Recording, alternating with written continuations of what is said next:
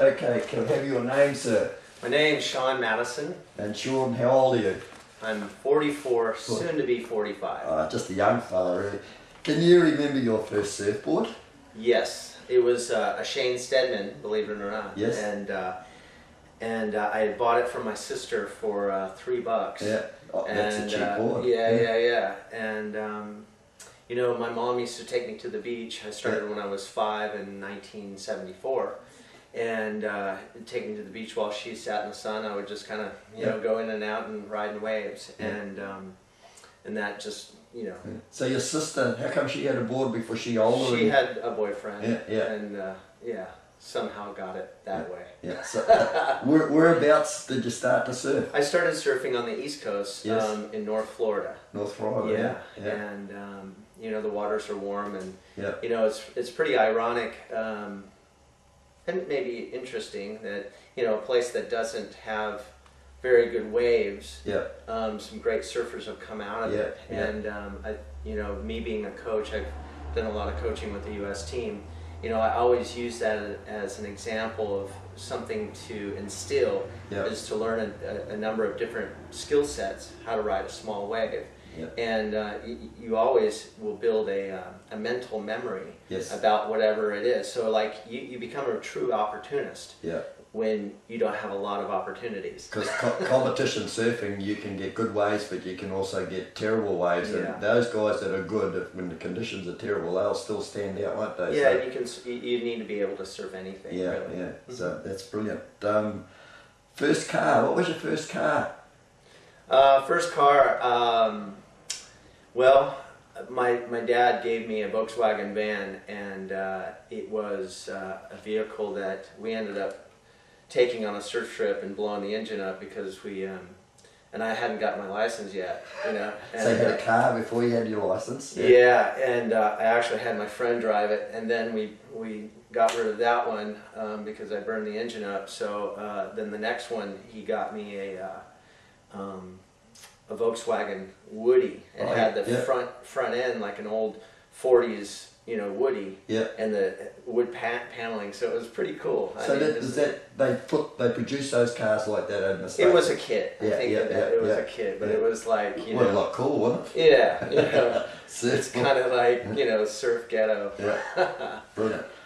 Best surfboard, is it the one you've got now, or have you ever had one that you've got rid of? You've probably got a huge selection. I know you make them. Well, but, you know, I think surfboards are, you know, in part, you know, an evolutionary thing. You know, I think all through your lifetime of riding a lot of different boards, there's boards and moments that stand out, and it may not necessarily be the very best board ever produced, but it inspired you, and it was a magic board, whatever, you know, the parts that, you know. So, you know, I've had a lot of really diverse kinds of boards, you know, since starting in '74, you know, being a professional surfer in the late '80s and into the '90s, all the way through, and I've gotten great boards from a lot of different individuals, and whether it's Skip Fry or Mike Hinson, or, you know, boards that are high performance, you know, like Arakawa or, you know, Glenn Pang or something like that. You know, so it's hard for me to, you know, nail down what my very favorite board is. But there are boards that stood out in my career and my lifetime that were really great moments collectively. That's brilliant. Do you belong to any surf clubs at all, or were you a young fella? You know, California is quite a bit different than you know, Australia and New Zealand. And I think overall Americans are really individual. You know, So they're not so much into the club scene, but it's really kind of hard. It's, you know, more like trying to, you know, get a bunch of cats together. You know? I can understand that. You know, and you know, since like I mentioned, you know, coaching with the U.S. team. You know, sometimes that's one of those hard things to really get everybody to rally and to, you know, work as a unit and as a team. And, you know, I applaud, you know, the Australians and New Zealanders with their life-saving programs and having, you know, the clubs at the beaches, because it's such an intricate part of that culture. And I think it really brings a lot of people together. As far as, you know, California, my son is a city Oceanside lifeguard. And they have some programs like that, but the dynamics are different. You know, it's like a junior lifeguard program. Yeah. And how old's your son? He's 21. And got other children as well? Yeah, I have a 19-year-old daughter and a 15-year-old, well, soon to be 15-year-old. And they surf? And everyone surfs, including my wife. I've had 2 kids in my life and I've got grandchildren, and it's a great feeling to get out in the water with your kids, isn't it? It's hard to beat. Yeah. So, biggest wave, I know there's probably, what's the biggest wave you've ever been? I remember for a Kiwi. I don't know. I remember when we would, I'd stay at on the hill there at sunset, and there was times that I went out, kind of closing out sunset, and I felt like I went out more because I had to do it than me enjoying it. Yeah. So I think I maybe caught like 2 waves that day and broke my leash and things like that. But you survived. I don't know. I guess an easy answer is 20 foot or something like that. But that's a big, powerful wave. But I've as I have gotten older, I'm not chasing after that. You don't have to. You probably have more fun in a 5-6 foot wave. And I think that if you do that, anybody can ride a big wave. It's more surviving it. You know. Scariest moment surfing? Have you had a real scary one? You thought, oh, this is it, or you've been pretty lucky in your surfing life? Most part pretty lucky. I think that we all face fears at times. You know, and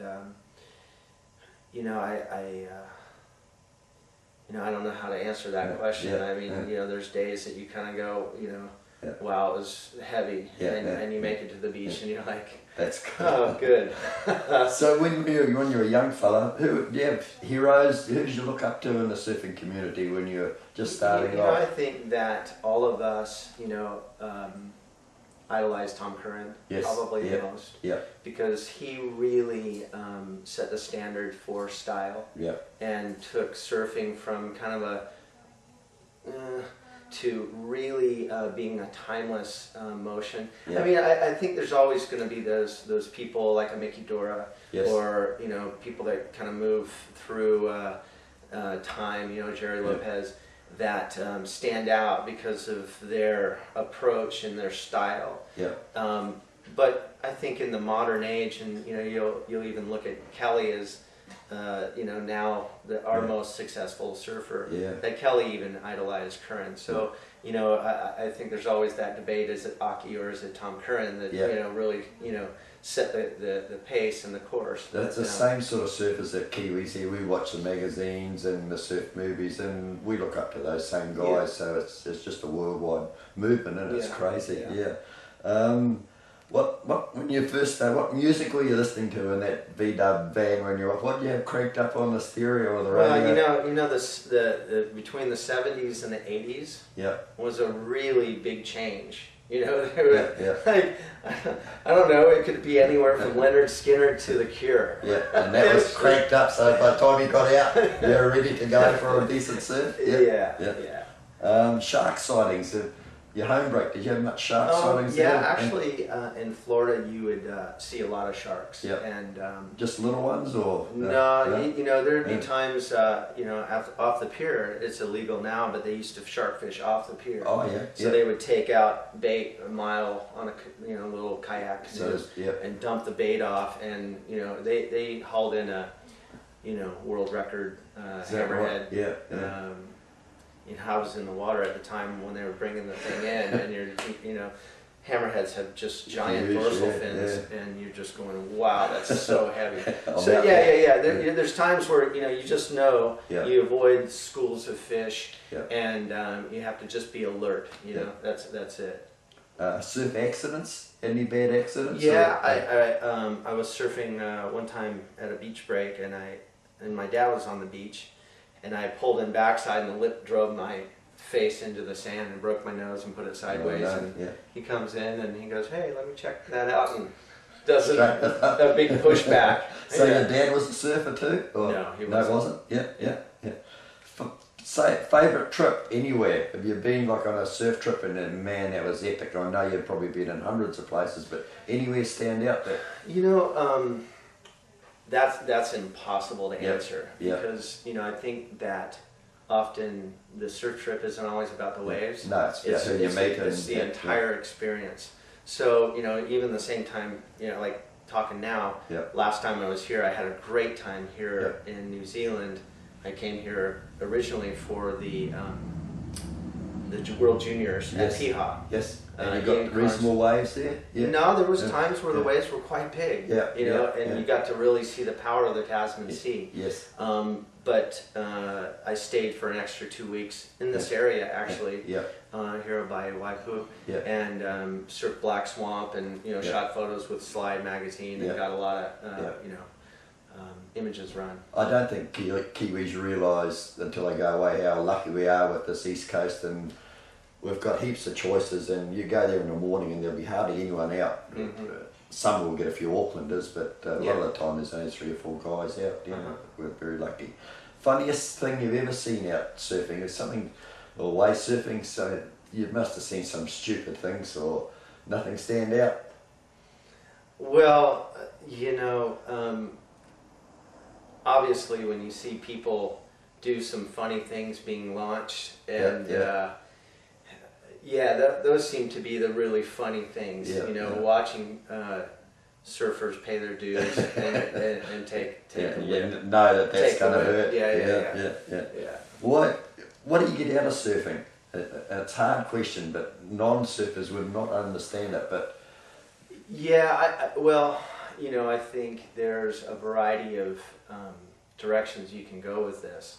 In part, you enjoy, you know, I think a surfer enjoys, you know, nature and the coastline, and the fact that you're riding something that is impossible to harness. Yes. And you can never really master it. It's also a very selfish sport. Yes. It can be kind of an addicting sport, you know, because, you know, I started my own surfboard brand, Bon Sol, just because I'm a surfboard junkie and I love design. Yeah.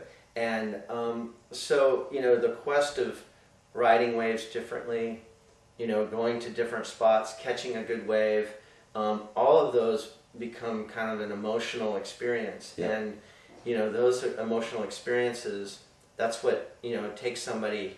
I mean, what is really being passionate? Passionate's on the borderline of being insane. Yeah. You know. I know with my wife, when I get a bit grumpy, she says to me, "Go surf. Go for a surf." She does the same thing. You come back a new man, don't you? Yeah. Unless you get burned and get clothes out. Most of the time. How long do you think you'll keep surfing for? As long as you can? Well, yeah, you know, I think all of us have the physical. Yeah. And you know, obviously that's an important part. You know, what would make you burn out? You know, I'm going to surf as long as I can and enjoy it. You know what I mean? Yeah. You never know what Ben's going to be next around. You know, I've been able to stay involved in the sport myself my entire life. Yeah. And I've worked actually every aspect of this business in that I was a pro surfer, amateur, worked retail, manufacturing, and in the coaching bit, and you really see things from a different perspective when you start turning the table like that. And so I will always have this love and passion for it. You know, but physically, I mean that's another thing. That's a demanding. It's a demanding sport. Tell me a little bit about your surfboard brand. When did you start making surfboards, and where do you sell them? Well, I got involved in boards originally and putting them together when I ran a retail store. Now, you know, Brian Frederickson taught me how to, you know, shape a board the first time, you know, just to kind of goof around. But really didn't get into the whole design thing until I really went into retail.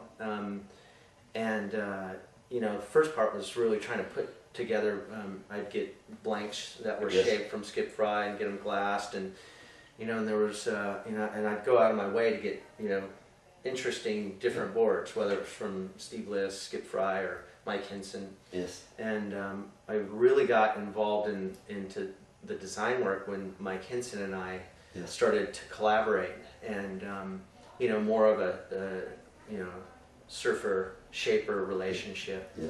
And then I got more and more into design, and then 2009 is when I started Von Sol. Yes. And prior to that, Hinson and I would work together about a good 10 years or so. Yeah. And we'd come out with some very successful models like the Hinson Black Knight quad, and a few others. Yeah. So to be around a lot of incredible, legendary people and build these relationships and know how to the whole industry works really was the door opening for me just to go through to do my own brand. Yeah. And simply put, I have my own surfboard brand because I'm a surfboard junkie. Yeah. That's period. And it was the easiest way to satisfy my.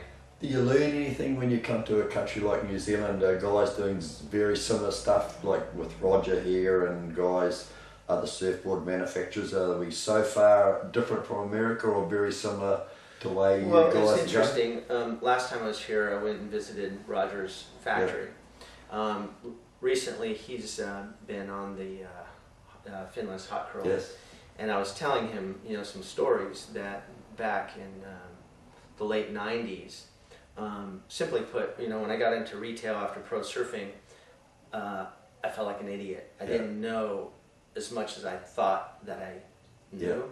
And I made it a quest that I would know everything about design, everything about, vintage boards, the history, whatnot. Yeah. And so I actually, part of that, I got into collecting surfboards.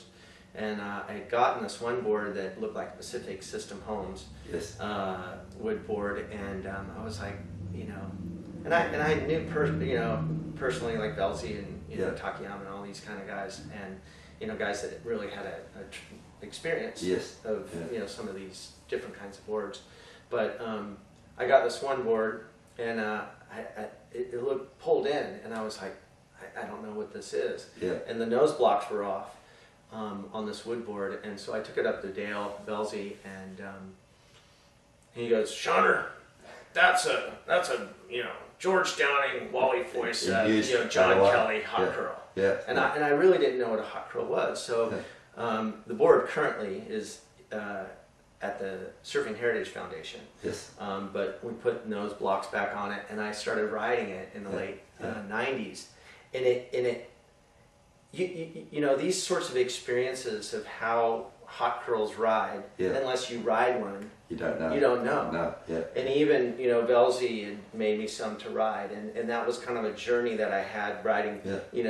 All of them. I know it sounds kind of like North Shore, but when you ride all of these different kinds of boards, you really understand. You learn a lot, don't you? The dynamics of what's going on. What a radical straight edge V versus a really rounded V does. You're creating more drag, and I noticed Roger's boards had a little bit more roll, and that they work, whereas Belzy's they would make this. It was very difficult to ride. You'd have to counterweight to do a turn. So I think all of us go through these different experiences forward or back. That's got to be good for you though, and that's all brilliant stuff. Now you said you were tied up with the US surf team. Both my children have been Northern champion surfers, and but I can remember seeing these young kids at the beach, and they were just brilliant surfers. But you shoved that same kid in a contest that never been in a contest, and he was terrible. So there's a lot of coaching for contests, isn't there? Quite often when you're a free surfer, you're not within a time frame. Yes. And you have all the time in the world, and there's no pressure. And often when you're a free surfer, you're not really thinking offense, defense, or how to structure your plans. A strategy is a plan. So working with kids, training with kids, I had wished that I had the kind of coaching that a lot of these kids have now. because you can reflect on your own personal career. You can look at the choices that you make, and then how to go about just competing. So I think in some ways surfing has come a gigantic way. In other ways, I'm a little disappointed with the structure of what the companies do with the kids. There's no definition between amateur and professional anymore. And I think that's a disservice. And there's a number of kids that I worked with that made a lot of money. And it's a lot of pressure on them, and it makes it very awkward to really teach the kids the road of success. Because they're a lot more blow it and do stupid things, but they've got to have good backup behind them if they're really talented. And it's not even just that. A lot of sports, you would work your way through the leagues and different levels, and you kind of do that, but sometimes you'll have somebody that's an amateur, 16 to 18, years old. In my mind, that is making more than some of the people on the CT. And that I think is, like I said, a disservice. And it is what it is. But as far as personal gratification, I think that it's been fun putting water back into the well, if you will. I think you got to do it, and you probably feel great about doing it too. I think there's always that chemistry part of it. Being able to match up. It's like a school teacher. There's certain teachers you just click with, and other ones you're like, and what are we going to do? It doesn't work. That's right. Well, I think we'll end it there because I've got heaps for an interview. So thank you very, very much for your time and patience. You're welcome. Thank you.